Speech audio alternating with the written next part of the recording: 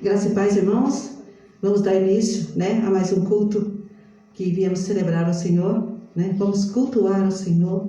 Então, cada um fique à vontade para estar orando. Nossa oração inicial, logo após o pastor virá dar continuidade.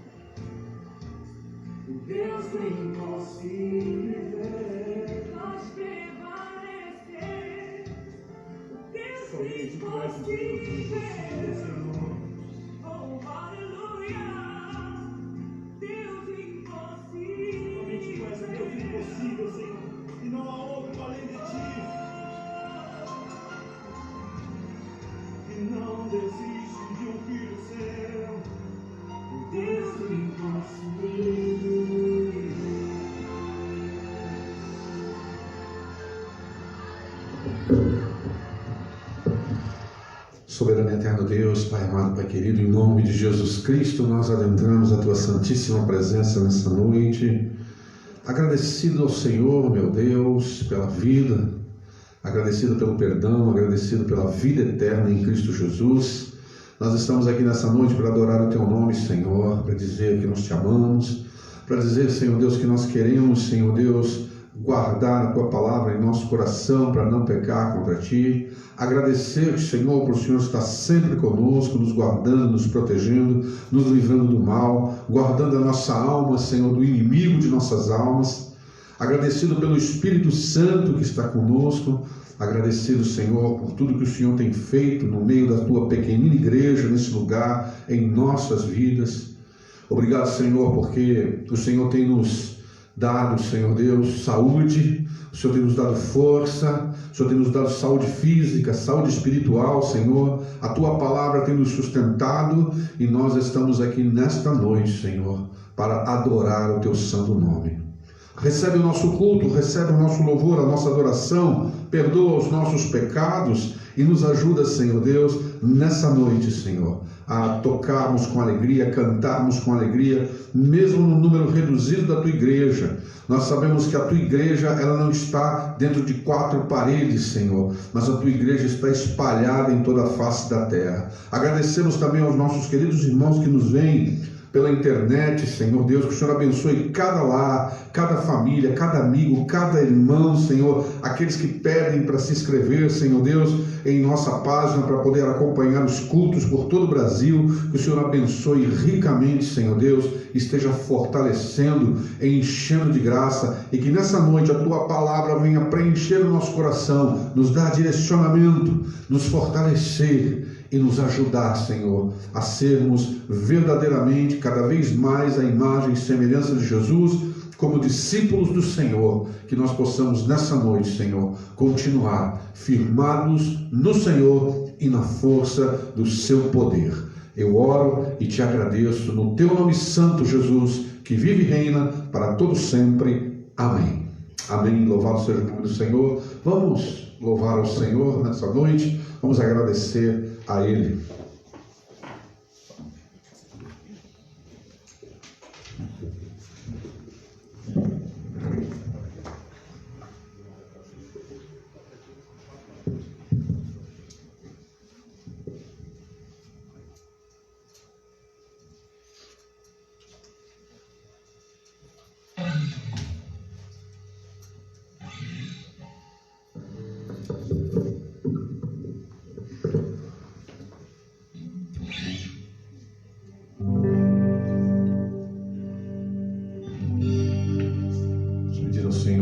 Tome o seu lugar, lugar de honra, lugar de glória.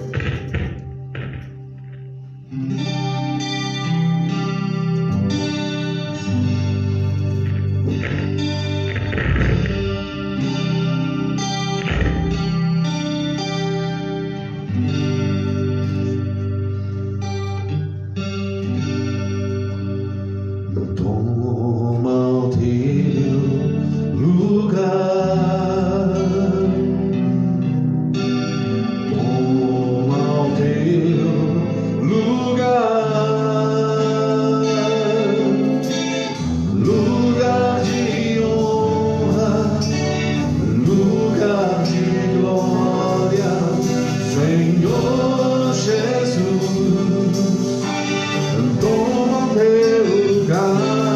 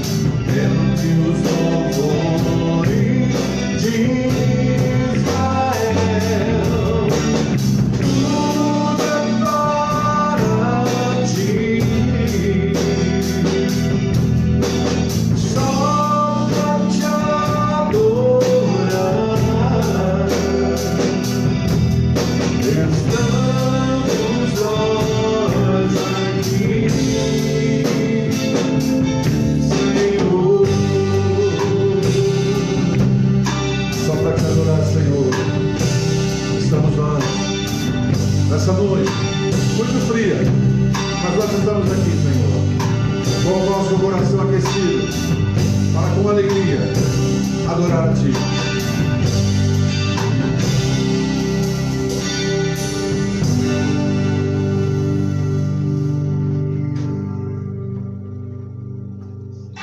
Vamos nos alegrar na presença do Senhor, porque o Senhor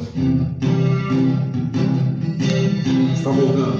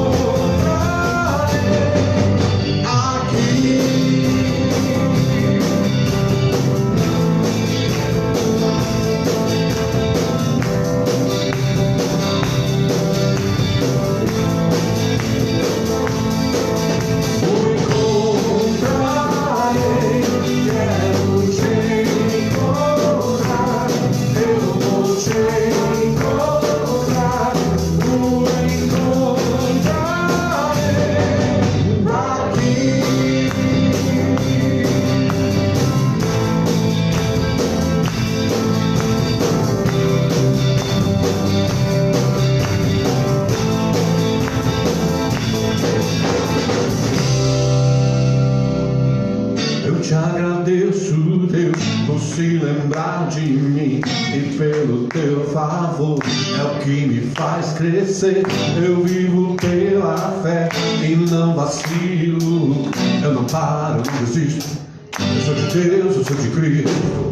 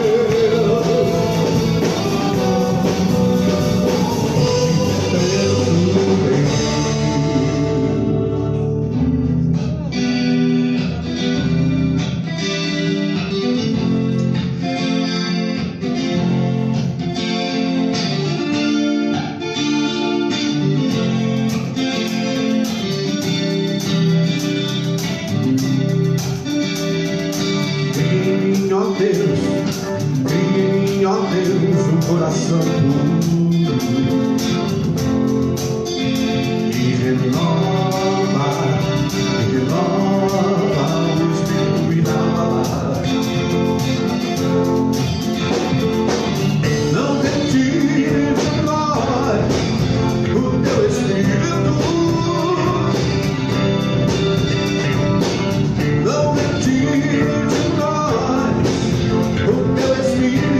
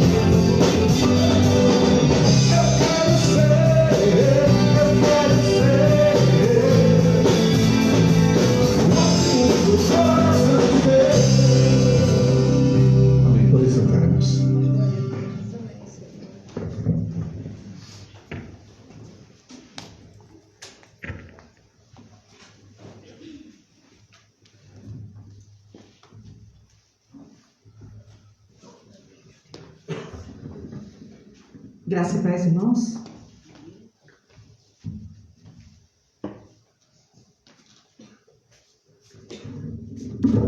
Vou pedir para o irmão Enio orar pelos dízimos e ofertas que já entraram ou vão entrar na casa do Senhor. Senhor meu Deus, mais uma vez, Pai, obrigado, Senhor, pelas vidas aqui, Senhor, na sua casa, Senhor, obrigado, Senhor, cada um, Senhor, que abriu o seu coração, Senhor, a dar aquilo que o Senhor é Deus, Senhor, obrigado pela vida, Senhor, de cada um aqui, Senhor, pela saúde, Senhor, e que, Senhor, sabemos que tudo que colocamos ali, Senhor, não é para Ti, Senhor, porque Tu é dono de tudo, Senhor, mas é para, Senhor, ao nosso conforto, Senhor, as cadeiras, as luzes, Senhor, os microfones, os instrumentos, Senhor, é tudo para nós, Senhor. Obrigado por isso, Senhor, obrigado pela saúde, Senhor, obrigado porque Tu tem feito, Senhor, além daquilo que precisamos, Senhor. E eu te peço, Senhor, que esteja no restante deste culto, Senhor, fale aos nossos corações, Senhor. É o que eu te peço e te agradeço, em nome de Jesus. Amém. Amém. Pedi para os irmãos estar abrindo em 2 Pedro 1. Eu fiquei essa semana toda pensando, o que vou levar, né, de mensagem? Aí fiquei naquela, de ver os gafanhotos. Mas não testificou. Mas só um comentário dos gafanhotos. Quando eu fiquei sabendo que os gafanhotos viriam, estava vindo para o Brasil, né, para aqui para o sul, eu orei a Deus assim, Senhor, tem misericórdia. Aí depois eu fiquei pensando, acho que eu até sonhei, ai Senhor, bem que alguém podia ter o bom senso de fazer com que os governadores, o governador, vê alguma estratégia de colocar como é que fala, os guichos, não, de água, os bombeiros, para fazer com que as águas não... Eu fiquei maquinando isso aí, mas não orei a Deus para que Ele mandasse chuva. E Deus mandou chuva, né? Lógico, eu não orei pedindo chuva, mas muitos cristãos oraram e Deus mandou chuva. Teve misericórdia do nosso país, né? Já imaginou se viesse essa nuvem de gafanhoto para cá, como é que seriam nossas lavouras, né? Mas o Senhor teve misericórdia, né? 2 Pedro 1, nós vamos ler do 3 ao 11. Essa é a mensagem que eu trouxe para os irmãos. Amém? Todos encontraram? 2 Pedro 1, de 3 a 11. Eu vou ler o meu, não está na Bíblia de vocês, tá? Mas eu vou ler o início que eu tenho aqui na minha Bíblia, que é a Bíblia da Mulher. O mesmo grupo de cristãos destinatários da primeira carta de Pedro estavam agora em perigo de ser desviados por falsos mestres. Pedro, como um pastor de rebanho de Cristo, além de ensinar a igreja a lidar com esses falsos mestres, também procura recomendar aos seus leitores uma combinação saudável de fé e de prática cristãs. Veja a orientação para o desenvolvimento do caráter cristão e as advertências sobre como viver na expectativa da volta do Senhor. O Senhor vai voltar, né? Nós sabemos que Cristo vai voltar. Agora, sim, a certeza da nossa vocação e eleição. Então, eu vou começar a ler no versículo 3. Seu divino poder nos deu tudo de que necessitamos para a vida e para a piedade, por meio de pleno conhecimento daquele que nos chamou para a sua própria glória e virtude. Dessa maneira, Ele nos deu as suas grandiosas e preciosas promessas, para que por elas vocês se tornassem participantes da natureza divina e fugissem da corrupção que há no mundo, causada pela cobiça. Por isso mesmo, empenham-se em acrescentar à sua fé a virtude, o conhecimento, ao conhecimento, o domínio próprio, ao domínio próprio, a perseverança, a piedade, a fraternidade, e a fraternidade, o amor. Porque se essas qualidades existirem e estiverem crescendo em sua vida, elas impedirão que vocês, no pleno conhecimento do nosso Senhor Jesus Cristo, sejam inoperantes e improdutivos. Todavia, se alguém não as tem, está cego, Só vê o que está perto, esquecendo-se da purificação dos seus antigos pecados.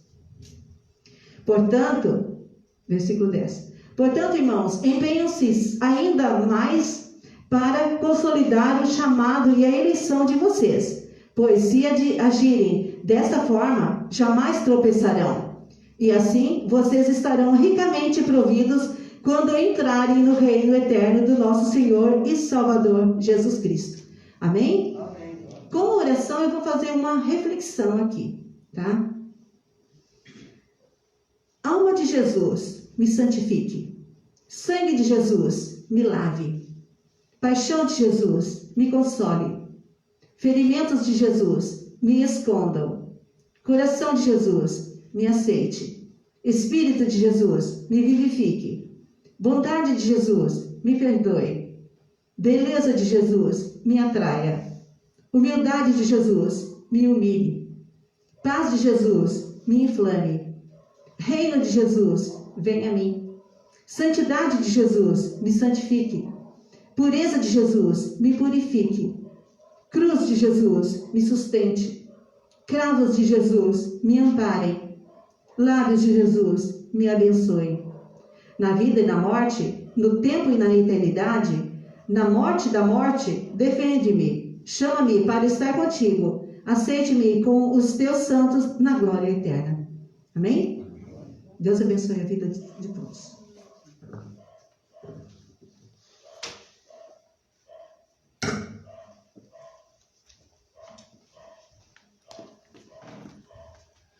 Bem, vamos, equipe de louvor, vamos continuar, né? O segundo momento do louvor.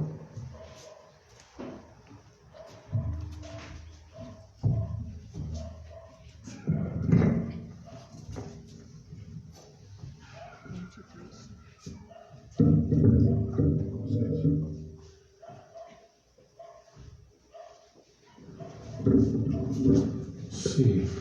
Seria um momento nosso de confraternização, né? Seria um momento nosso de confraternização, mas nós não podemos, né, nos abraçar aqui nesse lugar, né? Mas você aí já está abraçado, né? Que nem o Joel está abraçado com a Carol ali, né? A Raquel com o seu esposo também aqui. Então aproveite para dar um abraço no seu esposo, no seu filho que está aí, né? Sua esposa. E se você não está aí, dê um tchau aí para o pessoal, né? Está aí junto aí, porque nós estamos aqui nessa noite juntos, porque Jesus tem feito grande obra em nossas vidas, né? E nós podemos nessa noite estar aqui pela misericórdia e graça de Deus, cantando esse salmo, Salmo 91, que diz que Ele nos livrará do laço do passarinheiro e que praga nenhuma chegará à nossa tenda. O que habita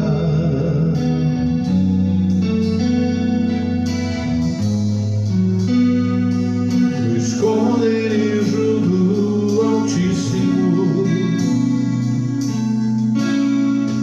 e descansa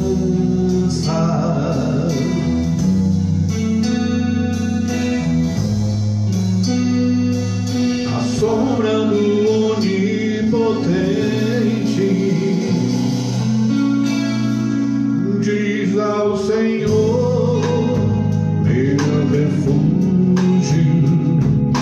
e meu baluarte, Deus meu em quem confio,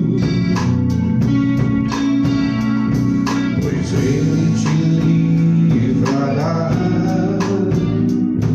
do laço do passarinheiro, da peste perniciosa,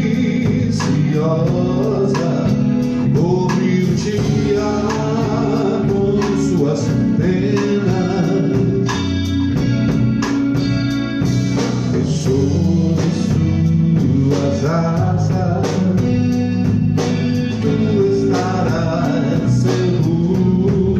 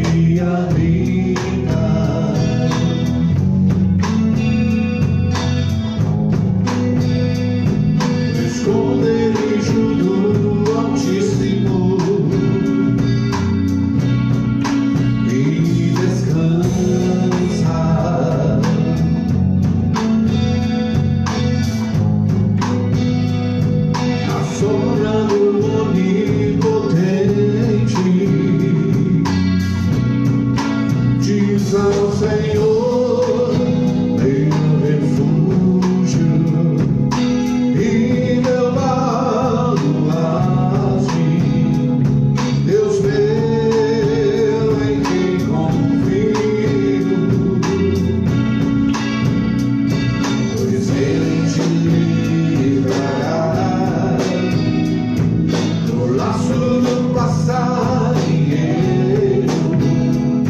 da peste perniciosa, cobriu-te com suas penas, e sobre suas asas tu estarás seguro, pois ele te livrará do laço do passarinheiro, da peste perniciosa, cobrir-te-á com suas penas, sobre suas asas tu estarás seguro, tu estarás seguro, sob as asas do Senhor, tu estarás seguro.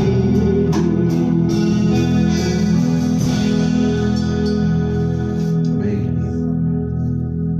Existe um rio cujas águas passam na morada de Deus. Esse rio traz águas purificadoras.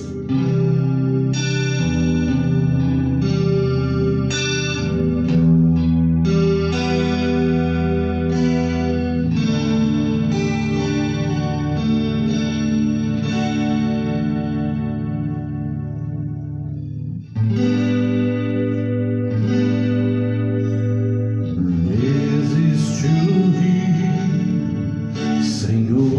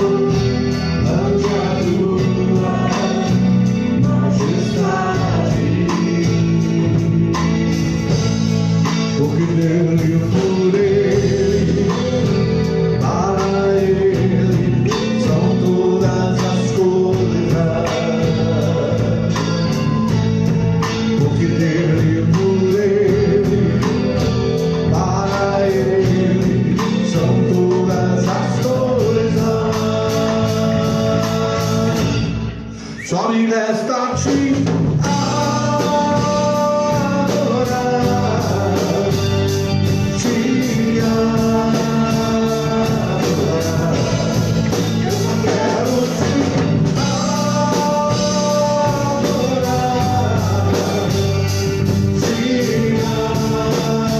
adorar. Eu nasci pra te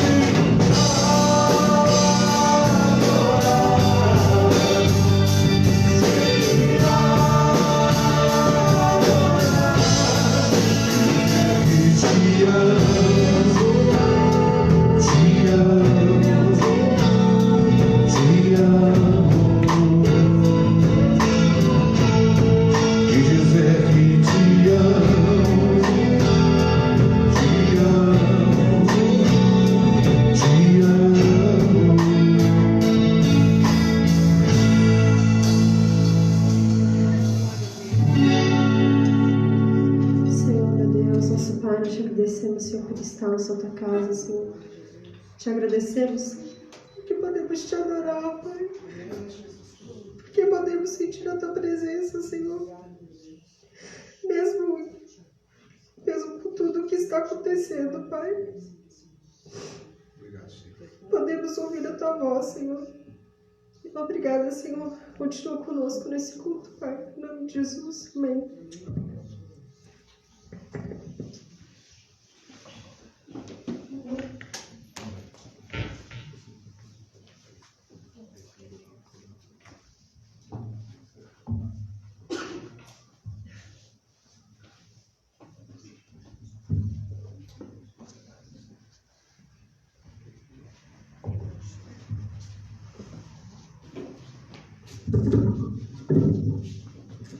Amém. Louvado seja o nome do Senhor. Vou pedir para minha esposa me trazer a minha Bíblia aqui, que eu deixei ali no banco.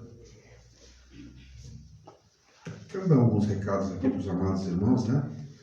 Nessa noite que estamos aqui louvando a Deus, na presença de Deus. Deus é maravilhoso, tem feito maravilhas no nosso meio. Agradecer a presença dos irmãos aqui nessa noite, dizer que o Senhor tem falado aos nossos corações e também dizer também que os cultos de quinta-feira também fazem parte, né, do culto da igreja, né? Nas quintas-feiras nós temos tido aqui um número bem pequeno de irmãos, né? E no domingo a gente vê que os irmãos têm ligado, muitos ficam fora porque só temos aí 25 lugares, né? E aí a gente pensou assim, um grupo pode vir na quinta, outro grupo pode vir no domingo, né? Se nós tivermos que fazer 2 momentos de ceia, no caso, né? Nós faremos uma ceia na quinta, juntamente, uma ceia no domingo também, né? Para podermos atingir toda a igreja também, né? E estamos aqui em comunhão com os irmãos. Não pensamos nisso, está me vindo essa ideia aqui agora, né? Precisamos amadurecer isso. Senão você pode celebrar a ceia lá na sua casa mesmo, mas é uma opção. E as quintas-feiras também, lembrarem que nós podemos vir aqui, né? Tem muitos irmãos que podem vir aqui, estar aqui na quinta-feira. O número é mais reduzido, né? A igreja tem 50 membros. Se nós dividirmos ela em 25 dias, 25 pessoas na quinta-feira e 25 pessoas no domingo, todos vão poder participar dos cultos e a gente não vai ter nenhum tipo de problema, né? Sem contar com os nossos irmãos que são mais do grupo de risco, né? Os de mais idade, que já não estão vindo mesmo por uma questão de segurança. Então, nós temos mais essa opção de na quinta-feira poder estarmos aqui louvando a Deus. Quinta nós temos louvor, nós temos palavra, nós temos oração, né? Então venha orar conosco, venha, faça uma forcinha, né? Os irmãos que estão aqui não, estão vindo nos domingos, né? Mas aí também você pode dar uma revezada, vem um domingo, vem numa quinta, aí sobra um espacinho também para outro irmão vir no domingo, e aí a gente vai fazendo esse revezamento até a situação melhorar, né? Até a situação normalizar. Eu acredito que em breve nós vamos estar normais novamente, né? Dentro do possível. Eu quero nessa noite, você pode abrir a tua Bíblia, eu tenho mais alguns recados para dar, mas você pode abrir a tua Bíblia lá em 1 Coríntios, na carta de Paulo, a primeira carta de Paulo aos Coríntios, né? 1 Coríntios, no final da carta, no capítulo 16, eu quero nessa noite refletir com os irmãos somente no versículo 13 e 14, né? 1 Coríntios, capítulo 16, versículo 13 e versículo 14. Tá bom?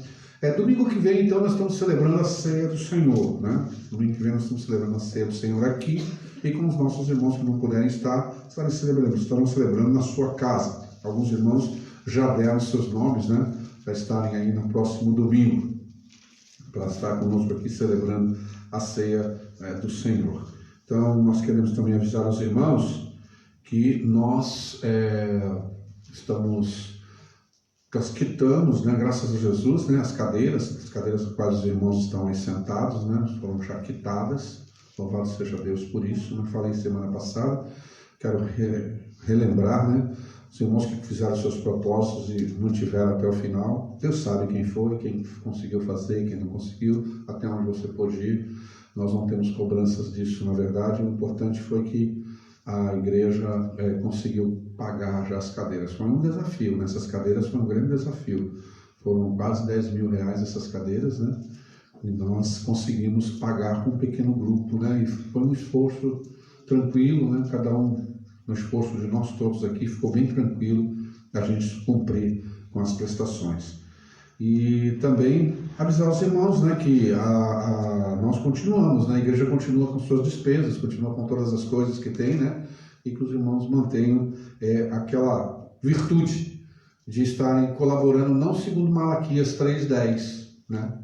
Aqui nosso texto de contribuição não é Malaquias 3:10, né, porque nós não acreditamos, na verdade, não é que nós não acreditamos em Malaquias 3:10, a palavra de Deus é inspirada, mas o texto para a igreja é 2 Coríntios 9, né, 14, que diz, né, cada um contribua conforme propôs no seu coração, mas é contribuição contínua, né, meus irmãos?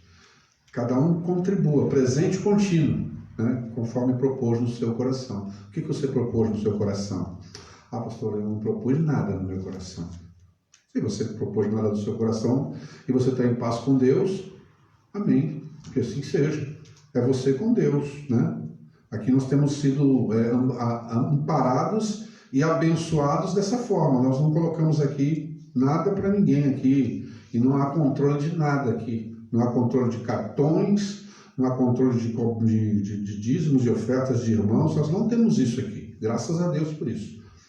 Aqui nós só temos, na verdade, os irmãos que contribuem voluntariamente, né? E os irmãos que contribuem voluntariamente são aqueles que têm sustentado essa obra. Louvado seja Deus. Tem sustentado o salário do pastor, né? Não podemos deixar de falar, tem sustentado o meu salário.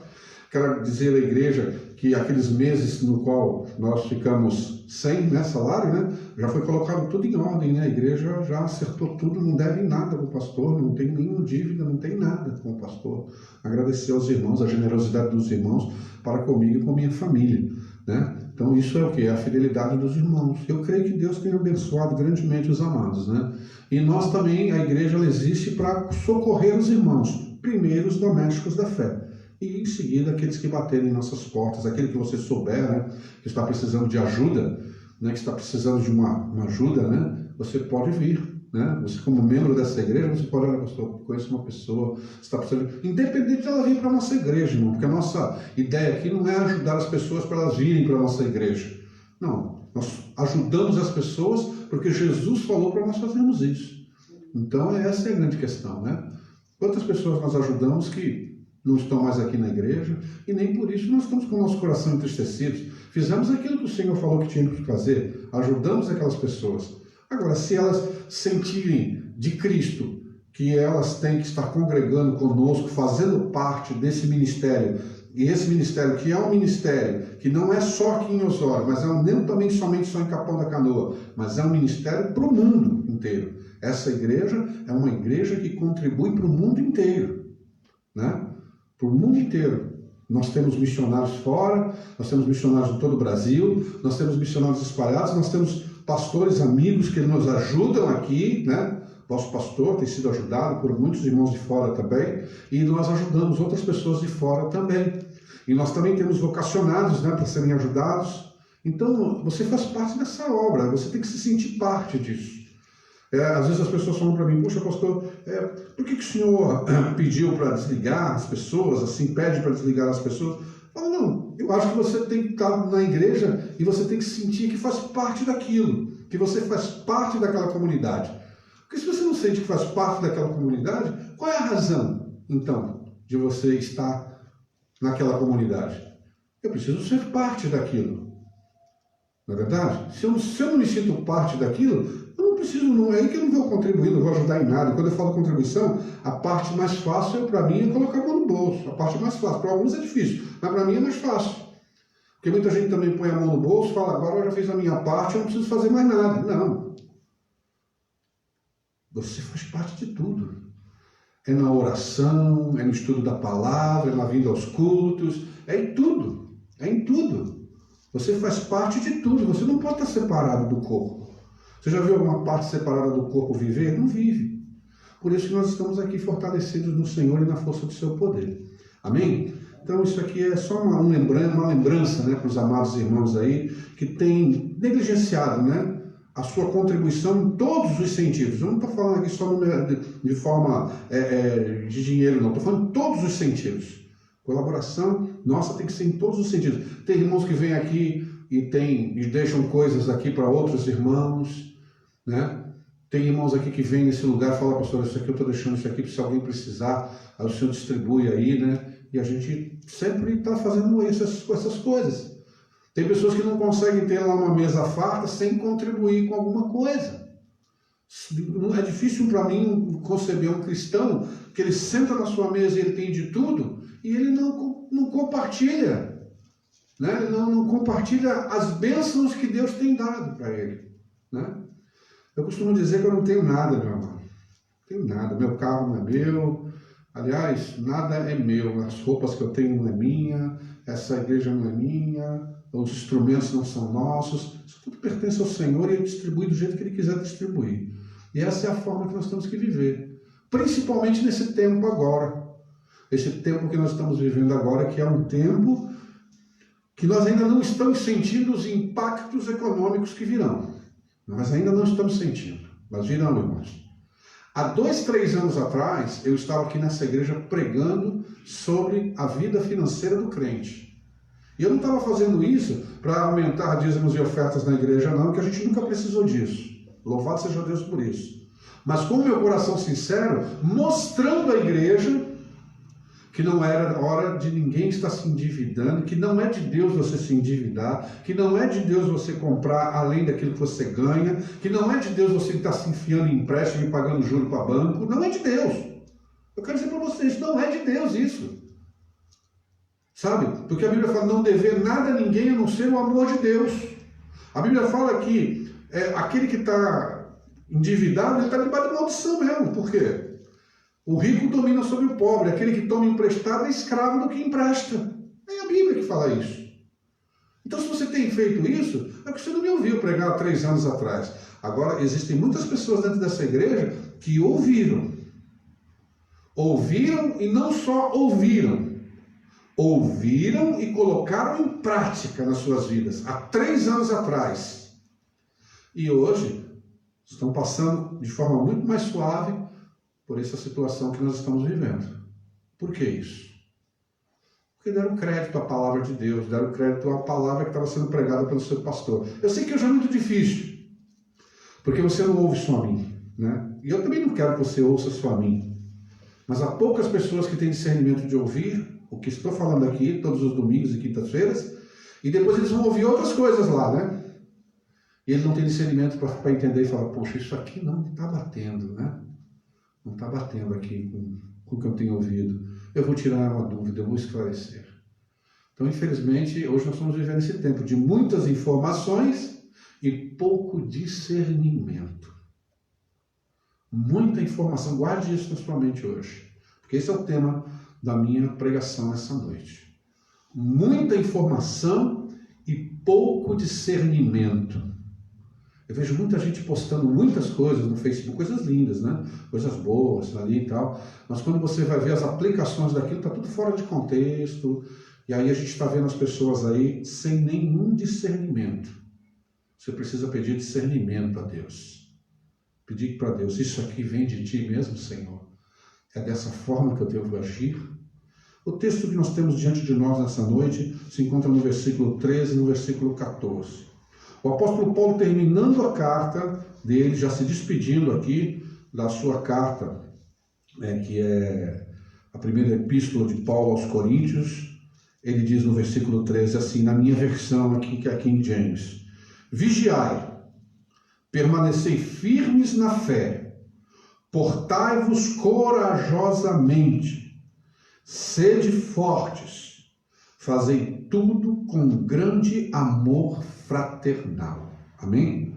Vamos orar. Senhor, muito obrigado pela tua palavra e que o Senhor me perdoe os pecados, me ajude, Senhor Deus, como pastor da tua igreja nesse lugar, a instruir, Senhor Deus, esse rebanho, instruir esses irmãos e os meus irmãos também que estão me ouvindo pela internet, que o Senhor possa tocar em nossos corações nessa noite e essa palavra possa vir nos fortalecer e abrir os nossos olhos, Senhor, porque nós precisamos ter olhos abertos para contemplar o que o Senhor está fazendo, Pai. Em nome de Jesus. Amém. Amém. Mas meu tema nessa noite, diante dessa palavra do apóstolo Paulo, à igreja de Corinto, terminando, a sua carta, nós temos que dar aqui levantar aqui um pano de fundo aqui, do que Paulo tratou, quem era essa igreja, o que estava acontecendo nessa igreja. Nós temos que voltar lá para o primeiro século. O que estava acontecendo naquela igreja? Aquela igreja estava perdendo a visão da cruz de Cristo. Aquela igreja estava perdendo a visão do Evangelho. Eles já não sabiam mais qual era o significado da salvação deles. Eles não sabiam mais por que eles eram igreja. Qual era a razão de eles estarem se reunindo para cultuar a Deus. Esse é um dos motivos que o apóstolo Paulo escreve duramente para essa igreja. É interessante que essa igreja era uma igreja abençoadíssima por Deus. Eram pessoas, a cidade de Corinto, se a gente for olhar na história, a cidade de Corinto era uma cidade portuária, e eu morei numa cidade portuária, eu morei ali na cidade de Santos, Uma cidade portuária, ela é uma cidade muito rica. Por quê? Porque o porto é um lugar onde há o comércio, nacional e internacional. Um porto como o de Santos é o porto, se não me engano, é o 3º ou 4º porto do mundo. É o maior da América do Sul. Para vocês terem uma ideia, ele tem 28 quilômetros de porto só de um lado e 8 quilômetros de outro. Então é uma enormidade de porto. Então é uma cidade, Santos é uma cidade riquíssima, uma cidade belíssima, linda culturalmente. As praias, Santos tem um jardim de praia no Guinness Book. Coloque lá no Google lá e procure lá para você ver. É o Jardim das Praias de Santos. Você vai ficar encantado com aquilo. É a coisa mais maravilhosa que tem de segurança para passear. Cidade dos aposentados. A pessoa se aposenta em São Paulo e vai morar em Santos. Compra um apartamento, compra uma casinha lá e vai morar em Santos. E é uma cidade muito rica. E as cidades muito ricas, geralmente, o que acontece com ela? Geralmente a riqueza, ela produz também corações endurecidos. Ela produz corações que não se voltam muito para Deus, O Senhor Jesus Cristo falou sobre essas coisas. Ele disse, muito difícil um rico entrar no reino dos céus. Por quê? Porque ele falou porque os ricos estão apegados com as suas riquezas, com as suas coisas. Ele não quis dizer também que os pobres entram com mais facilidade no reino de Deus. Ele não falou isso. Mas ele falou que os ricos é bem difícil que eles entrem. Então, Corinto era uma cidade portuária. E ali havia um templo, da deusa Diana, onde à noite era uma cidade de uma devassidão muito grande. A cidade de Santos também é uma cidade cheia de casas noturnas, de bordéis. Hoje, mais sofisticados, a coisa está mais sofisticada, mas é repleta de shows, de striptease, de todo tipo de imoralidade que você pode imaginar. Por quê? Porque ali é um local onde várias pessoas do mundo chegam. Ali chega americano, alemão, japonês, chinês, coreano. Ali o mundo inteiro está ali, naquele porto. E eles vêm para cá e existe aquilo que nós, infelizmente, no nosso país, sabemos que existe, aquilo chamado turismo sexual.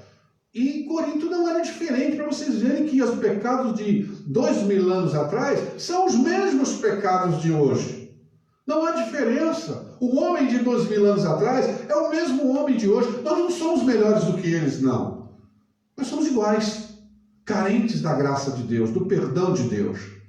E diz que ali havia também um templo, de uma sacerdotisa, de uma deusa, e as suas sacerdotisas à noite, elas saíam, Acho que tinha mais ou menos 1000 prostitutas cultuais que saíam à noite com as suas vestes, E elas saíam para as ruas para trazer aqueles homens para fazer ali, né, todo tipo de moralidade dentro do templo daquela deusa. Existia até um termo dizendo assim, né, entre os marinheiros, entre os cosmopolitas, né, chamava-se corintianizar, né? Então, hoje eu vou para Corinto, aí o pessoal falava, vai corintianizar, então já sabia o que queria fazer lá, né? Ele ia para lá para se entregar aos prazeres da carne mesmo, a se entregar à devassidão, à imoralidade. Essa é a cidade que o apóstolo Paulo chega com o evangelho. E lá, Deus salva esses coríntios. Deus faz um milagre ali da salvação e salva esses homens e mulheres ali. Muitas prostitutas cultuais foram salvas. Muitas pessoas de todos os níveis sociais foram salvos ali na cidade de Corinto, e é formado ali a cidade de Corinto, forma-se a igreja de Corinto. A igreja não era como assim, temos um templo, e eles se reuniam nos seus lares, nas casas grandes, pequenas, a igreja se reunia. Então o apóstolo Paulo, ele ficou sabendo, por Timóteo, por Silas, que visitaram ali depois as igrejas, problemas, e escreveram uma carta para Paulo, falando sobre os problemas que estavam acontecendo dentro da igreja. E Paulo, nessa carta, ele vem repreendendo todos os problemas que estão ali. Paulo vem corrigindo os pensamentos errôneos, como apóstolo, como bom pastor que ele era. Porém, Paulo percebeu uma coisa muito terrível, que aqueles coríntios, eles tinham perdido todos aqueles pecados que tinham entrado dentro da igreja e que eles estavam praticando, único e exclusivamente porque eles perderam a visão de Jesus. Eles perderam a visão da cruz. Eles perderam a visão da salvação pela graça. E eu quero dizer uma coisa para você nessa noite. Se você não tem a visão da cruz, se nós perdermos a visão da cruz de Jesus Cristo, que Ele morreu naquela cruz para pagar os nossos pecados, era preciso que Ele morresse naquela cruz para pagar os nossos pecados. Não há como se acertar com Deus sem receber Cristo como seu Salvador, porque Ele morreu a nossa morte para que nós pudéssemos ter a sua vida. Então não tem acerto com Deus fora de Jesus Cristo. Não tem acerto com Deus fora dos cravos, como a Guta falou aqui, nos braços de Jesus. Sem coroa de espinho, sem o homem Cristo crucificado, o Senhor da glória crucificado e ressurreto. Não há salvação. E aqueles homens, muito letrados, o grego sempre foi muito letrado, né? Eles tinham começado a perder a visão de quem nos chamou para a salvação. E quando você começa a perder a visão de quem te chamou para a salvação, você vai entrar pelo caminho do erro, do pecado, do engano e do maligno. E a coisa mais grandiosa que o maligno tem feito é desqualificar o sacrifício de Cristo no coração dos crentes. O que o diabo quer trabalhar é dizer para você que você não precisa de um Cristo crucificado, que você não precisa de um Jesus na cruz.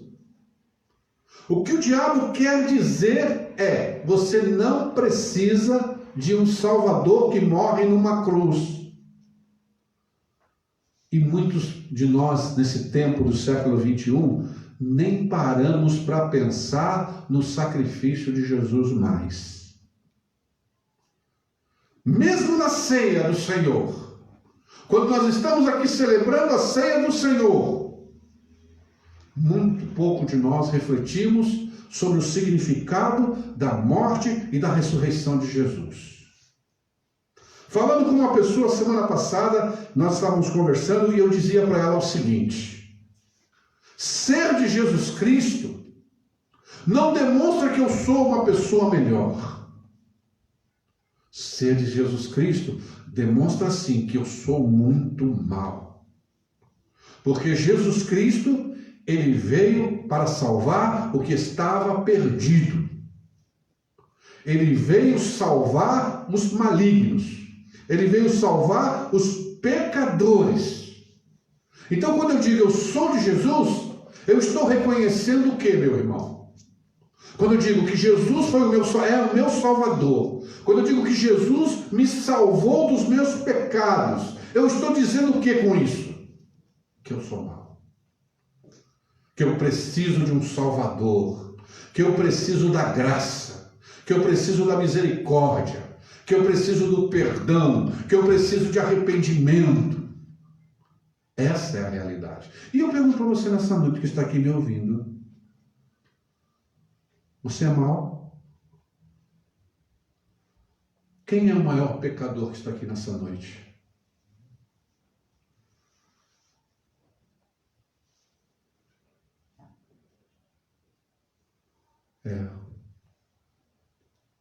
Paulo dizia, né?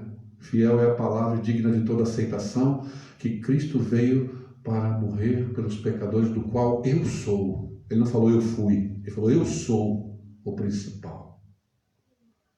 O homem que entendeu e que reflete todos os dias da sua condição diante de Deus, ele vai amar a graça. Ele vai amar Jesus. Ele vai dizer muito obrigado porque o teu amor é constrangedor, porque o teu amor é invencível, porque o teu amor me alcançou de uma forma tão poderosa que eu não posso me livrar dele. Porque ele olha para ele mesmo e vai dizer, por que eu, Senhor? Vai dizer como Davi, quem sou eu, Senhor, para tu me cobrir com tantas bênçãos? Quem sou eu?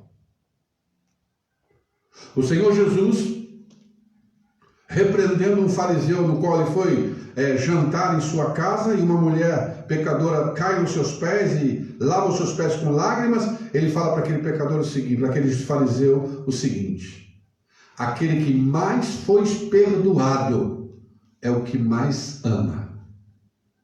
Então, por isso que eu digo, tem muitas pessoas, principalmente muitos jovens hoje, batizados, mas que não sentiram o peso do seu pecado ainda. Não sentiram. Não sentiram quem são. Porque precisam sentir quem são para poder valorizar o Cristo da cruz. Porque enquanto não sentirem quem são, nunca valorizarão o Cristo da cruz. Porque o verdadeiro crente é aquele que sabe quem ele é e qual é a sua posição, e que merecia o inferno e merece ainda o inferno, mas pela graça de Deus, ele é salvo por Cristo Jesus, presente de Deus para nós.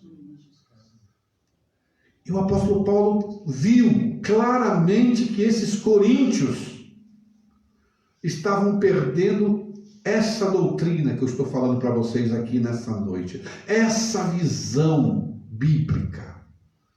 Eles estavam perdendo isso. Por isso os muitos pecados, as muitas contendas, as facções, as divisões que estavam acontecendo dentro da igreja. Quando nós não pregamos de púlpito o pecado e a nossa fraqueza e os nossos pecados diante de Deus, nós temos uma igreja doente. Quando os pastores deixam de pregar sobre as suas próprias condições diante de Deus, e quando eles mesmos deixam de falar das condições do rebanho diante de Deus, ele vai ter uma igreja doente, cheia de divisão, cheia de facção, cheia de pessoas orgulhosas, cheia de pessoas omissas. Por quê? Porque ele está minimizando, porque as pessoas perderam a visão. Você veio aqui nessa noite para quê? Eu acho que você veio nessa noite para esse lugar agradecer a Jesus Cristo pela salvação da tua alma. Amém, meu irmão? Eu acredito, eu estou aqui nessa noite porque eu quero agradecer a meu Jesus por ter salvo um pecador como eu. Foi para esse motivo que você saiu da sua casa hoje? Vou adorar o meu Deus com muita alegria pelo que Ele fez por mim naquela cruz. Pelo que Ele fez por mim, morrendo no meu lugar. Vou lá para aquela igreja, para minha igreja, com meus irmãos, porque meus irmãos são como eu. Meus irmãos são pecadores arrependidos. Meus irmãos são pessoas que eram más, que estavam a caminho do inferno como eu. Mas Jesus nos encontrou e nos deu o perdão de Deus e a vida eterna na sua morte. Porque essa é a nossa cabeça, tem que sair de casa e tem que acordar todo dia. Acordar todo dia e dizer, acordei, Jesus é maravilhoso, porque Ele morreu por mim e eu posso estar vivo na plenitude do Espírito Santo.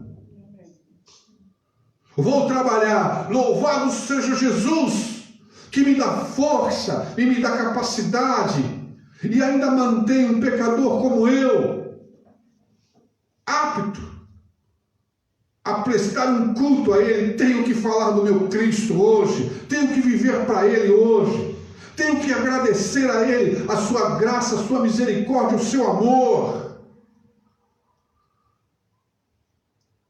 Será que estamos fazendo isso, irmãos? Porque é isso que Paulo está falando agora no final da sua carta, para fechar, depois de ele ter falado tudo. No capítulo 15, eles chegaram ao ponto de dizer que não havia mais ressurreição.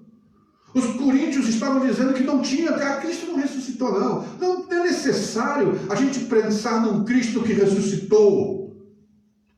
Paulo repreende eles e diz, olha aqui, se Cristo não ressuscitou, nós temos que comer e beber porque vamos morrer. Porque se Cristo não ressuscitou, nós também não ressuscitaremos. Se Cristo não ressuscitou, tudo está perdido. Estamos adorando um Deus morto. Eles tinham dito isso. Havia um grupo dentro da igreja que não acreditava mais na ressurreição de Cristo. E Paulo vem corrigindo tudo isso. E agora, finalizando a carta dele, nesses 2 últimos versículos, o que me chama a atenção aqui é que Paulo fala de uma postura. Paulo fala da postura de um cristão em meio a tempos difíceis. Porque os tempos para eles eram muito difíceis. A igreja estava sendo perseguida. Ser cristão não era simplesmente uma opção. Não era simplesmente um sentimento que você é cristão, aí hoje tu passa na rua lá e fala, o cara é cristão, o outro é shintoísta, o outro é budista, né? O outro lá é testemunha de Jeová, o outro é espírita, o outro é do candomblé, cada um. Não era assim. Ser cristão era ser escória.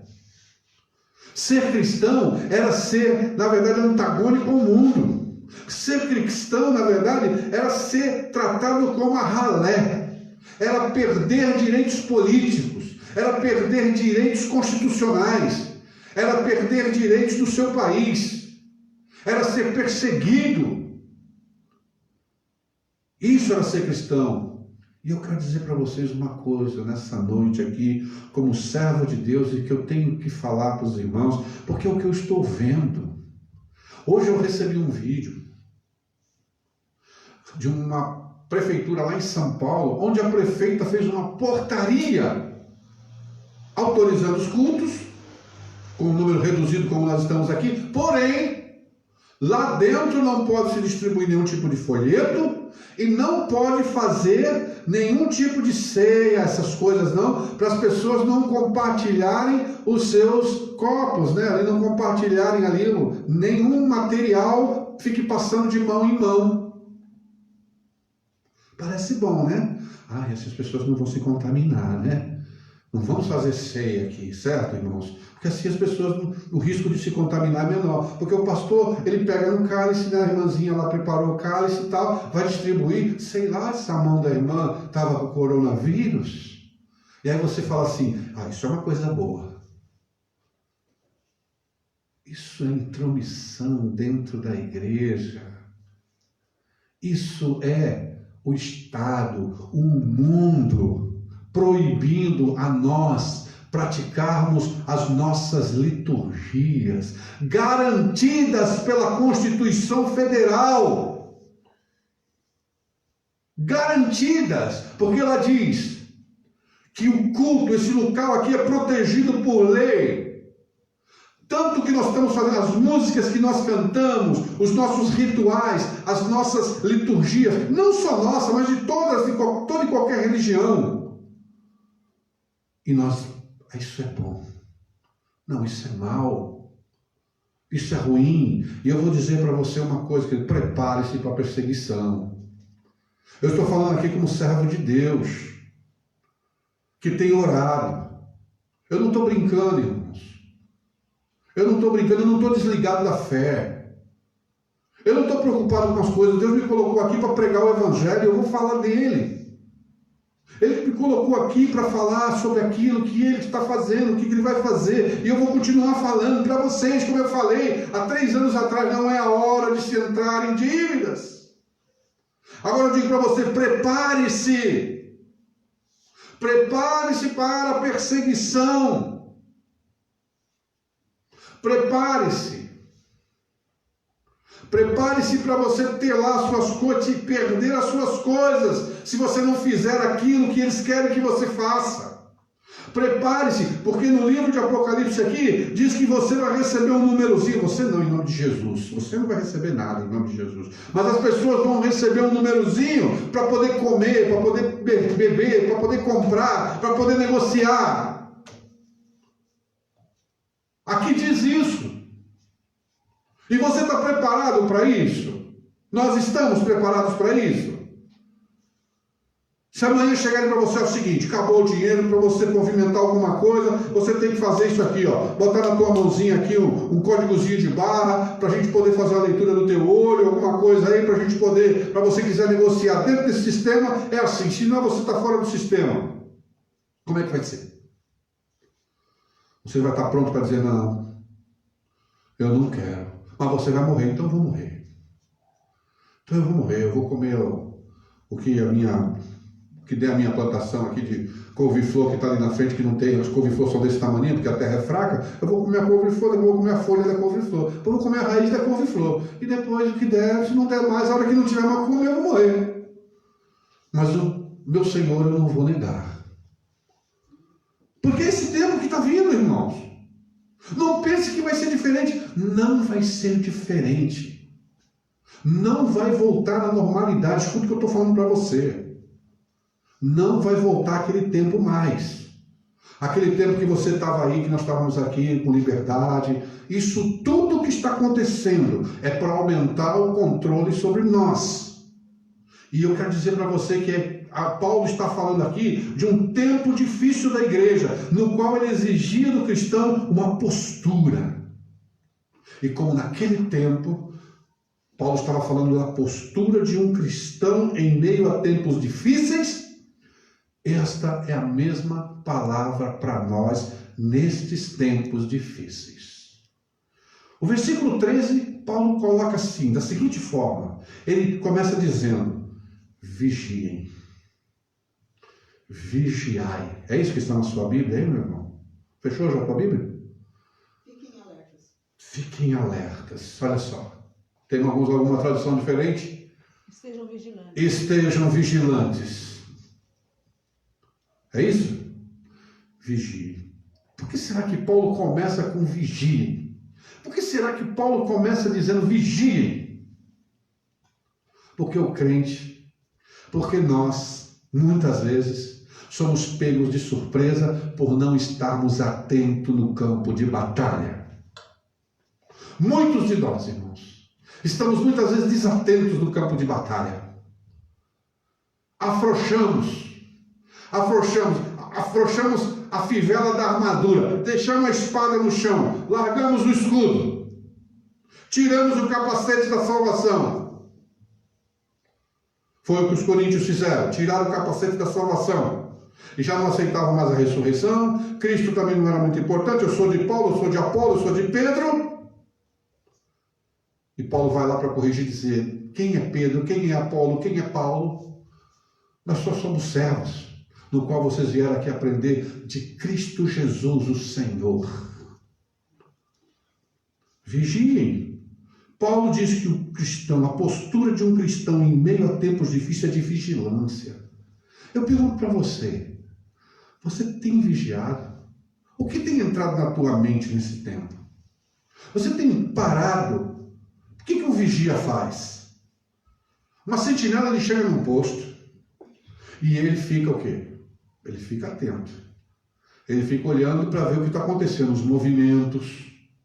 ele fica atento para ver se vê algum ataque do inimigo, ele guarda a retaguarda, né? Ele está sempre protegido, né? Ele guarda as suas costas, fica numa posição onde só vai, tudo que está na frente dele possa ser visto.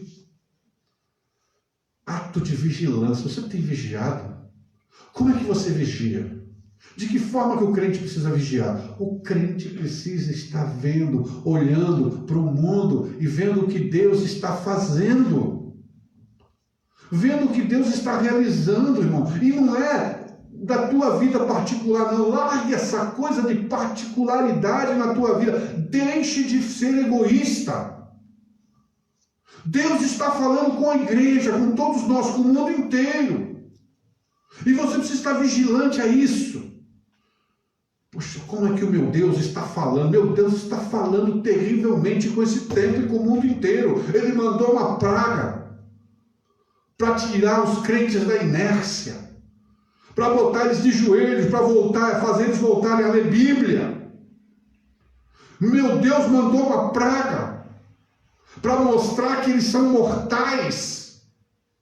Deus me mandou uma praga para mostrar que ninguém está seguro, que a vida pode terminar de repente, que eu posso ser contaminado a qualquer momento, e que a hora que Ele quiser me levar, Ele me leva. Eu preciso estar vigilante no que Deus está falando, e diante do que Deus está falando é que a minha posição vai tomar uma decisão. Então eu tenho que fazer o quê? Eu preciso me humilhar, eu preciso buscar a Deus, eu preciso buscar a proteção de Deus, eu preciso buscar o que Deus quer que eu faça. A minha vida tem um sentido. Eu não sou só mais um na multidão, não. A minha vida tem um propósito. A vida de cada um aqui tem um propósito. E Paulo fala, vigiem, porque todas as outras coisas, se não houver vigilância, todas as outras coisas que ele vai falar nos 2 versículos, se não tiver vigilância, não se sustenta. Preste atenção. Ele fala, permaneça firme na fé. Se você não vigiar, você não permanece firme na fé. Você cai, você vai fazer heresias, você vai ser enganado, você vai fraquejar na hora da dificuldade, você vai duvidar de seu Deus. Por isso que ele começa com vigiai. Por isso que ele fala que à medida que o crente está vigilante, ele está forte. Porque o vigia realmente é aquele que está acordado. É aquele que está firme. O Senhor Jesus Cristo chamou os seus discípulos e falou, vigiem comigo, eu vou ali orar. Orem aí porque as trevas estão sobre o mundo agora. Ele ia ser preso. Vigiem aí. Pedro, Tiago e João. Colocou os discípulos ali e os outros discípulos dele lá, colocou eles ali para orarem. Ele foi para um canto, voltou, o que aconteceu? Eles estavam dormindo. Foi a segunda vez, ele voltou e estavam dormindo. Jesus repreendeu. Vigiem, vigiem. E o que nós vimos? Nós vimos um Pedro negar Jesus porque não vigiou. Nós vimos os apóstolos fugirem porque não vigiaram. A fé deles se abateu. Então a vigilância nossa, irmãos, anote isso para você. A vigilância, estar atento a todos os movimentos do inimigo, a todos os movimentos de Deus e os movimentos dos homens e do inimigo é que vai te dar, na verdade, que vai te dar vantagem. O Senhor Jesus, falando sobre a destruição de Jerusalém no ano 70, pelo general Tito, quando ele estava lá em Jerusalém, que ele viu a Jerusalém ser destruída, ele falando sobre o final dos tempos ali também, e de Jerusalém principalmente, ele disse, olha, quando vocês virem tal coisa acontecendo, vocês corram para os montes. Corram para os montes. E aqueles homens que guardaram aquela palavra no seu coração, quando eles começaram a ver a revolução dentro de Jerusalém, aquelas pessoas fazendo a revolução ali dentro, aquelas pessoas causando todos aqueles males ali dentro, toda aquela corrupção, todas aquelas coisas, as legiões romanas sabendo das legiões romanas que estavam chegando para destruir Jerusalém e o templo. Aquelas pessoas estavam vigilantes. O que elas fizeram? Elas pegaram as suas famílias, pegaram as suas coisas e correram para os montes, saíram da cidade, foram embora. E todos aqueles que permaneceram naquele lugar foram massacrados. Vigie. Estar vigilante é realmente estar de joelhos. É estar orando, pedindo para não deixar ser enganado. Senhor, não me deixa ser enganado. Não me deixa ser enganada, Senhor. Me ajude, me fortaleça. Paulo diz, vigiai. Então, a postura de um cristão em meio a tempos de dificuldade, tempos difíceis, é uma postura de vigilância. E aí eu volto a perguntar para você, está vigilante, meu irmão, diante do que está acontecendo? Espero que sim. Espero que sim. Segundo lugar, de uma postura de um cristão em meio a tempos difíceis. Paulo diz, permanecei firmes na fé. Permaneça firme na fé. Que fé? Que fé é essa? É a fé do pensamento positivo, que tudo vai dar certo? É a fé do pensamento positivo, que eu vou ganhar dinheiro, que eu vou fazer isso, que eu vou fazer aquilo, que eu vou prosperar?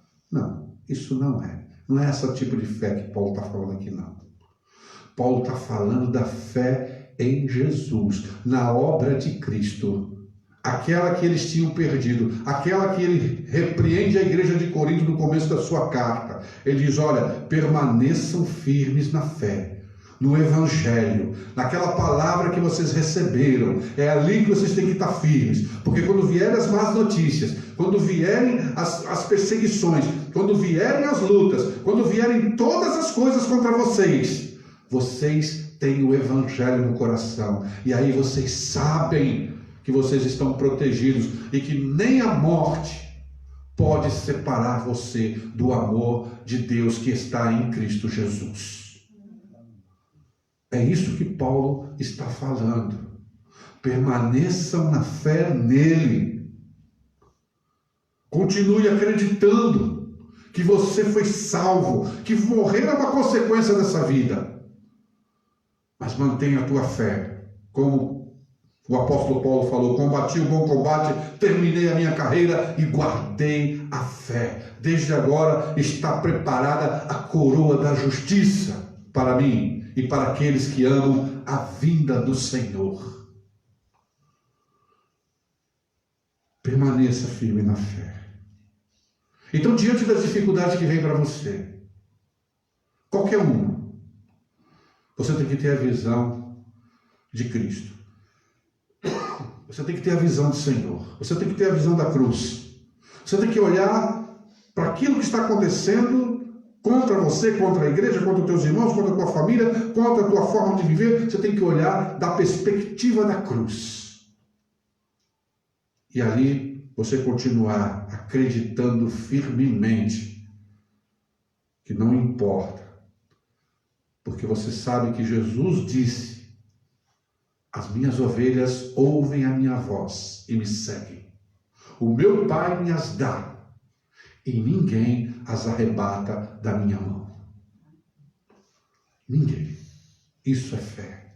É essa fé. É essa fé que fazia os nossos irmãos ir para as arenas morrerem. É essa fé que fez com que os nossos irmãos não negassem Jesus e morressem. É essa fé que fez eles passarem por todas as tribulações e continua fazendo com os nossos irmãos perseguidos no mundo inteiro. Continuarem acreditando que existe uma eternidade para ser vivida com Cristo Jesus. Permaneça na fé. Essa é a postura de um cristão em meio a tempos difíceis, vigilante e com uma fé permanente. Muitos vão ficar pelo meio do caminho. Muitos. Para a nossa tristeza. Aliás, só isso que aconteceu, que não foi nada. Só isso que aconteceu, Esse simples sopro de mortandade que veio sobre o mundo e sobre o Brasil. Só isso já fez com que muitos, eu olho aqui, pessoas nem aparecem em live da igreja. Eu olho aqui, pessoas sumindo. Não dão mais o ar da sua graça, nós não sabemos. A gente entra em contato e tudo, mas eu estou bem, eu estou bem, eu estou bem. Por quê? Qual é a razão? Será que já sucumbiram na sua fé? Será que já passou? Passou o fogo? Já passou, já mas nem começou. Permaneça firme na fé, meu irmão. A terceira postura de um cristão em meio a tempos difíceis. Paulo diz: vigiai, permanecei firme na fé, portai-vos corajosamente. Ou seja, seja corajoso. Os covardes não herdarão o reino de Deus, porque o reino de Deus ele é tomado por esforço. Aqueles que sucumbem, que caem e ali se prostram e se entregam à luxúria, que se entregam a esse mundo, que se entregam às suas fraquezas, que se lançam simplesmente, esses são aqueles que lhe falta coragem. E é impossível para um cristão autêntico e verdadeiro ser um covarde. Porque o cristão é um homem, é uma mulher intransponível, é indestrutível. O cristão, ele é aquela pessoa que está pronto para defender a sua postura até o fim. Ele não negocia, ele se porta corajosamente, ele chama a atenção, ele fala: cala a boca, Satanás. Ele repreende, ele tem autoridade dada por Jesus Cristo, ele tem autoridade para falar, para chegar diante do inimigo e dizer: não te escutarei, eu sei em quem tenho crido. Estou certo que Ele é poderoso para guardar o meu tesouro até o dia final. O cristão, ele é um homem, a cristã é uma mulher de coragem. Ela não se melindra com qualquer coisinha, não. O cristão autêntico, o homem de Deus, ele não se melindra com qualquer coisinha, não. Não é qualquer coisinha que deixa ele: não vou mais, eu não quero saber. Olha, eu não quero saber mais daquelas pessoas. Não, ele se porta como homem. Homem, coisa rara hoje, né? Homem, mulher, firme nos seus princípios, na sua virtude, na sua verdade, que é Cristo Jesus. Porte-se corajosamente. Paulo está dizendo: igreja do Senhor Jesus, vocês precisam ser corajosos. O tempo é de dificuldade, mas os covardes ficarão pelo meio do caminho. Você precisa de coragem. E a palavra de Deus, ela é clara em nos dizer que nós não recebemos espírito de covardia, mas recebemos espírito de amor, de paz e de moderação, espírito de coragem. O Espírito de Cristo é um Espírito que nos traz coragem.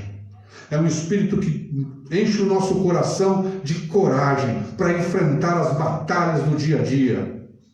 Nós não vamos temer homens. Nós não vamos temer educar os nossos filhos nos princípios que nós acreditamos. Nós não vamos temer em dizer para os maridos que eles estão errados quando eles estão errados. Nós não vamos temer em dizer para as nossas mulheres que elas estão erradas quando elas estão erradas. Nós não negociaremos a nossa fé. Nós estaremos prontos para ir até o final com ela. Isso é coragem. Pais corajosos, mães corajosas, filhos corajosos, jovens que vão lá para a arena da vida e lá eles se portam com galardia. Quando falam para eles assim: mas você é um bobo por acreditar nessas coisas, ele chega lá e repreende: tu está repreendido em nome de Jesus. Essa é a minha posição diante de meu Deus. Se você não tem um Deus, você é um pagão, isso é assunto seu. Agora você respeite a minha fé. Coragem. Aonde está a coragem da igreja?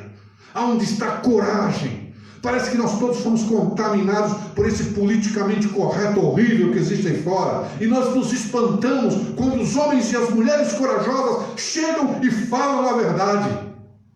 Quando nós deveríamos, na verdade, estarmos cheios de alegria por vermos homens e mulheres falando abertamente da sua fé e vivendo e prontos, vigilantes, permanentes da sua fé e se portando corajosamente diante daquilo que eles acreditam e vivem. Essa é a postura. Se você quer saber a postura de um cristão em meio a tempos difíceis, é essa. E à medida que nós vamos vendo aqui na palavra de Deus essas coisas, eu queria que você também estivesse pensando sobre você. Não é possível. Você tem que estar olhando para você e você tem que estar vendo: será que eu estou vigilante? Será que eu tenho permanecido firme na minha fé? Será que eu tenho me portado corajosamente diante de todas essas coisas? Porque é para você, é para mim. Isso aqui veio para mim, veio para você também. Você precisa estar passando isso no teu coração. E aí você fala: pô, realmente, pastor, eu tenho vigiado. Sim, pastor, eu tenho permanecido firme. Louvado seja Deus. Continue assim. Mantenha-se assim. Fortaleça-se mais ainda. Porte-se com mais coragem. Fale para Deus te dar coragem para viver a tua fé num tempo tenebroso como esse, onde você dizer que é um crente, dizer que você é um cristão, que você acredita que existe um Deus, é, na verdade, um ato que precisa de muita coragem. Você dizer: eu acredito que existe um Deus, é um ato de coragem. Na verdade, nós estamos vivendo um tempo, irmãos, que falar a verdade é um ato de coragem. Falar a verdade exige coragem. Porque o que nós estamos vendo é só narrativas mentirosas que atacam a nossa fé, atacam a nossa forma de viver. Mas não importa. Seja vigilante, permaneça firme na fé, porte-se corajosamente. O apóstolo Paulo continua dizendo: sede fortes. A Bíblia nos exorta a isso, ela não nos exorta a mimimi. A Bíblia não nos exorta a sermos meninos, fraquinhos. A Bíblia nos chama para sermos guerreiros. O Evangelho nos chama para sermos guerreiras e guerreiros do Senhor. É isso que Ele nos chama. Nos chama para uma guerra. Nos chama a falar assim: olha, não adianta tu ficar fraquinho aí não, achando que tu vai comover Deus com a tua fraquezinha aí não. Não, não vai. Deus vai chegar para você e vai fazer que nem fez com Jó. Se apruma aí agora, se coloca que nem homem que nós vamos conversar. Jó estava lá: puxa, eu não sei porque essas coisas me aconteceram. Ó Senhor, tal, por quê? E Deus falou: pô, tu está querendo me inquirir, Jó? Fica de pé aí, se põe como homem agora. A Bíblia nos chama para ser forte e corajoso. Deus falou para Josué: não te espante. Tem uma muralha lá, Senhor. Os caras são grandão que estão lá. Não, seja forte. Não te espante com nada, não. Parte para cima. A Bíblia nos chama para ser forte, irmãos. Não é para ser fraco, não. Não é para ficar achando que se a gente ficar ali com a nossa aquela comiseraçãozinha, quem que você vai convencer que o teu Deus é forte e tu mostrando que tu é um fracalhão? Quem é que você vai convencer que o teu Deus é poderoso quando você, na verdade, está enfraquecido e de cabeça baixa e com medo de um vírus e com medo de morrer? Quem você acha que você vai convencer? nós estamos precisando, irmãos, sabe? Nós estamos precisando de mulheres como Esther. Quem já leu o livro de Esther aqui sabe do que eu estou falando. Se não leu, mulher, vai ler o livro de Esther hoje. As mulheres que não leram o livro de Esther, vai procurar lá no Antigo Testamento, livro de Esther, e vai ler lá o livro de Esther. Tem um momento que o tio dela fala para ela assim: olha aqui, Esther, não pensa que tu vai escapar porque tu está aí dentro desse palácio não, viu? Não pensa que vai dar tudo certinho porque você está indo dar bênção aí, ficou aí não. Talvez tu esteja sido levantada por Deus para esse tempo, para tu lutar pelo teu povo. E aí ela se conscientizou daquilo, e ela proclamou um jejum do povo dela, e ela falou: eu vou entrar lá na cabine do rei. Eu não posso. Se eu entrar lá para ver o rei sem ele me chamar, eu posso morrer. Mas não importa, eu vou lá. Se morrer, eu morri. Nós estamos precisando de Esther dentro da igreja do Senhor. Nós estamos precisando de muitas Estéres, né? De mulheres como Esther dentro da igreja de Jesus. Mulheres que estão dispostas realmente, homens também, como Josué. Não te espante. Você quer, homem, você quer um texto para você nessa noite? Vai lá ler o capítulo 1 de Josué. Vê o que Deus fala para um homem lá. Vai ver o que Deus fala para um homem lá. Não te espanta não, Josué. Ser forte e corajoso. Ser forte e corajoso. Não dá para tu conquistar a terra de ninguém não, sendo um fracote. Se enche de coragem e também seja forte. Agora, eu não conheço nenhuma outra forma de ser forte, a não ser, como Paulo diz na carta aos Efésios: fortalecei-vos no Senhor e na força do seu poder. Eu não posso ser forte, mas eu tenho uma fonte, querido. Amém? Você tem uma fonte inesgotável. Uma fonte inesgotável, que é Jesus Cristo, que é o Senhor. E Paulo diz assim: vão se fortalecer nele e na força do seu poder. E é isso que eu tenho que fazer. Se eu quero ser forte, só tem um lugar onde eu posso me encher de força: no meu Senhor, em Jesus Cristo, o Senhor da glória. É lá que eu preciso ir.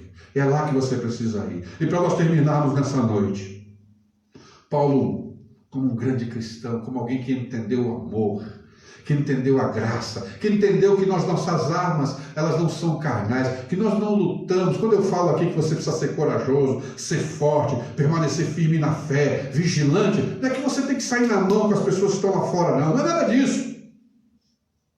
Porque as armas da nossa milícia não são carnais, mas elas são poderosas em Deus para levar cativo todo pensamento à obediência de Cristo, como Paulo diz, dessa própria carta aos Coríntios. O apóstolo Paulo agora, ele fecha.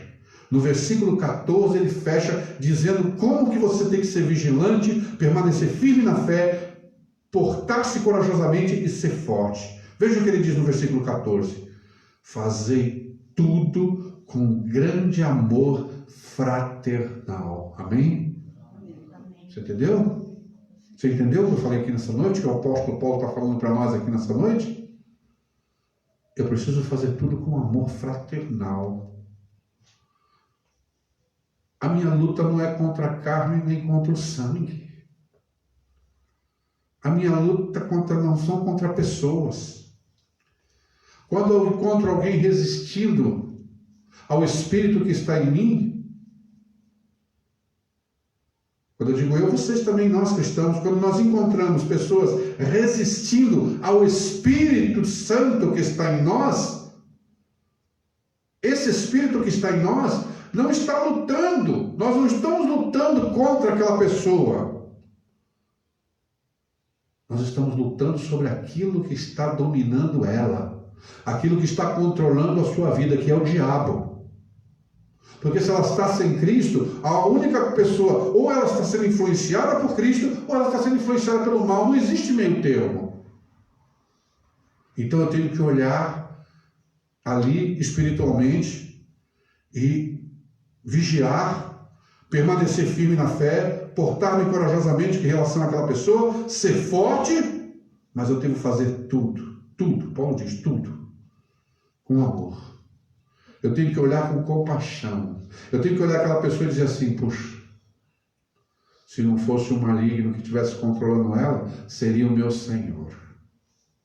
E se fosse o meu Senhor, ela não estaria contra mim. Nós dois estaríamos juntos, unidos por nosso Senhor e Salvador Jesus Cristo. Por isso que esse amor fraternal é também entre nós, os domésticos da fé. É entre a igreja. Porque lá fora, essas pessoas não vão entender, não. Elas vão te ter por fraco. Elas vão te ter por ignorante. Mas você deve se manter vigilante para com ela, permanecer firme, portar-se corajosamente, ser forte, fazendo tudo isso de uma forma também que você esteja manifestando, entendendo a posição que aquela pessoa se encontra. Porque um dia você também esteve lá, naquela posição. E você sabe muito bem o que é estar naquela posição, sendo controlado pelo mal. Então, esses 5 tópicos dessa mensagem nessa noite, espero que você tenha marcado na tua Bíblia, espero que você ore nessa noite, porque, sabe, irmãos, eu vou falar uma coisa para vocês, eu não sei como é que vocês tratam os sermões. Eu já estou aqui já pregando já há 9 anos, eu já falei muito isso, mas eu gosto de repetir, a gente precisa repetir essas coisas. Como é que você trata um sermão? Tá, você ouviu ele aqui agora, e aí você vai para casa agora e acabou. Você não lembra mais. Amanhã, se eu te perguntar, você vai chegar e vai falar, vai lembrar alguma coisinha. Talvez você lembre nem do texto. Se você foi mais zeloso um pouquinho, você anotou o texto da tua Bíblia lá, deixou marcadinho aqui, assim, né? E aí, se eu na segunda-feira eu perguntar para você, o que eu preguei? Aí você vai pegar, o senhor pregou sobre isso aqui, assim, né? Talvez. Mas eu quero dizer para você uma coisa, se você acredita que a palavra de Deus pregada nesse lugar, e quando nós abrimos a palavra de Deus, Deus está falando a nós, então eu preciso realmente me posicionar diante dessa palavra e fazer alguma coisa. Então, diante de uma palavra como essa, o que eu preciso fazer? Eu preciso verdadeiramente meditar, passar a minha vida sobre cada tópico desse. Eu preciso orar, pedindo que Deus me ajude nas minhas fraquezas em cada tópico desse. Se eu estou vigilante, mas eu não estou muito firme na minha fé, então eu preciso sondar, pedir lá, Senhor, sonda o meu coração. O Espírito Santo vai falar para você, olha, tua fé não está muito firme, você ainda está tropeçando em algumas coisas, então é hora de você fazer o quê? Pedir perdão. Reconhecer, pedir perdão, porque isso é um ato de humildade. Pedir perdão. E depois de pedir perdão, falar para Deus, Senhor, eu não quero ficar nessa situação que eu estou, porque não é desse jeito que o Senhor quer que eu fique. Então, Senhor, me ajude, aumenta a minha fé. Aumenta a minha fé em Ti, Senhor. Não tem jeito, você vai ter que voltar lá, nele. O sermão te leva para lá. O sermão não te leva para casa agora tranquilo, não é possível. Ele tem que levar você para os pés da cruz de novo. E aí ele vai estar fazendo o efeito correto. Então eu espero que seja isso que esteja acontecendo na sua vida nessa noite. Que você volte para a tua casa, pegue esses 2 versículos, passe cada tópico desse no seu coração, converse com Deus. Se você quer material para você orar, está aí material para você orar. Às vezes a pessoa fala, eu estou orando, mas sabe, minhas orações são sempre as mesmas. Por quê? Porque quando nós lemos a Bíblia e ouvimos um sermão, Deus está falando conosco. E se Ele está falando comigo, eu preciso ouvir atentamente. E depois de eu ouvir atentamente, eu preciso, passando o meu coração sobre as orientações de Deus, eu preciso ir lá falar com Ele o que eu ouvi, o que eu não entendi, o que eu preciso aprender, o que eu preciso. Ele fala para ele, Senhor, eu estou bem diante de Ti, está tudo certinho? Não, não está não, meu filho, aqui tem umas situações aqui. Então você tem material para falar com Deus, porque Bíblia faz você voltar para os joelhos, para a cruz. Por isso que esse livro aqui não é tão pregado. E hoje mesmo quando ele é pregado, parece que os crentes, eles ouvem aquela mensagem e essa mensagem só fez uma cosquinha nos seus ouvidos lá, eles vão para casa e eles esquecem. Semana que vem eu pego outra. Eu espero que nessa noite você comece a mudar de atitude diante da palavra de Deus. E você comece a voltar e perguntar, lá na tua hora silenciosa, que eu acredito que você deve ter, lá naquela tua hora de oração com Deus, com a tua Bíblia, você chegue lá e busque Ele. E fale com Ele. E deixe o Espírito Santo sondar o seu coração. Se arrependa e mude. Faça aquilo que Deus quer que você faça. Em nome de Jesus. Que Deus abençoe os amados. Amém? Vamos orar. Pai, muito obrigado pela tua palavra, Senhor. Muito obrigado por ela nessa noite, Senhor. Obrigado, Senhor. Obrigado. Nos ajuda a ter essa postura, Senhor. A postura de um cristão em meio a tempos difíceis. Os tempos são difíceis, Senhor. Nós precisamos estar vigilantes, meu Deus. Nós precisamos permanecer na nossa fé com firmeza, Senhor. Nós precisamos nos portar corajosamente. Nós precisamos ser fortes, Senhor. Nos fortalece, Senhor Deus. Nos enche do teu poder. E nós precisamos, Senhor Deus, nós precisamos fazer tudo isso com um grande amor fraternal, com um grande amor pelos irmãos, com um grande amor pela tua causa, por um grande amor com aqueles que estão perdidos, por grande amor com as missões, com os evangelistas, com aqueles que estão envolvidos na tua obra, Senhor Deus, proclamando o teu evangelho. Então nos ajuda nessa noite como igreja, Senhor. Fica conosco, Senhor. Dá-nos uma semana de preparação do nosso coração. Essa palavra prepara o nosso coração para a ceia domingo agora, Senhor. Então, meu Deus, nos leva à contrição, ao arrependimento, à mudança de atitude, Pai, diante da Tua palavra, Pai. Em nome de Jesus, eu oro te pedindo perdão pelos meus pecados, perdão pelos meus pecados, meus irmãos também, da Tua igreja, e que o Senhor nos continue, Senhor Deus, falando ao nosso coração, nos dando esperança nesse tempo difícil, e que toda essa postura cristã possa ser refletida amanhã, agora, quando sairmos daqui, nós possamos continuar brilhando como tua igreja lá fora, Pai. Em nome de Jesus, eu oro e te agradeço. Amém. Amém. Deus abençoe os irmãos, fortaleça os irmãos e uma semana especial para os amados irmãos. Amém? Quando a gente prega e fala aqui dessa forma, é na verdade com amor, para que você seja despertado e saia realmente essa coisa que nos deixa muitas vezes inertes. Desperta, ó tu que dormes, diz a palavra, né? E Cristo te esclarecerá. Fique com Deus.